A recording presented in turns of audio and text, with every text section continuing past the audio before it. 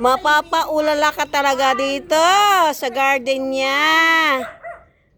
Dito po ang bahay ni Mrs. Panglaulin. At ako po ay may nakitang isang klase ng prutas. Alam nyo ba guys kung anong prutas yan? Paki-comment nyo na lang guys. Ano ito. Yan. With animal, insekto. Yan. Ito po ang bahay niya. Ang ganda. Lala. Oh, lala. Wow. Ito po ang garden niya, guys. Ano pa dito? Marami pa doon.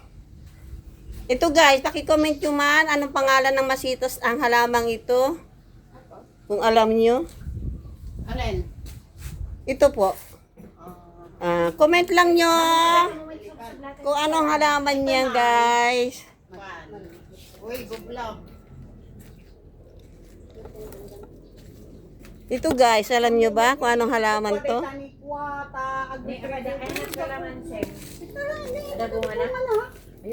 Wow, ito po ay,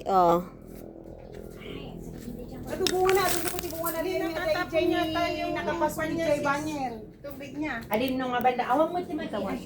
Nagnatumot, hanggang magaw ka. Oh, meron pa guys. Ang daming bunga oh. Ang daming bunga oh, mababa lang. Dito eh. Ang baba oo. Ito guys, alam nyo ba ito kung ano ito? Paki-comment lang guys. Naglulupin ng kalamansi. Pwede po pumasok sa bahay niya? Ay, wag mo naman asa loob, ikaw naman. Diyan sa salas lang. Nagbablog yan.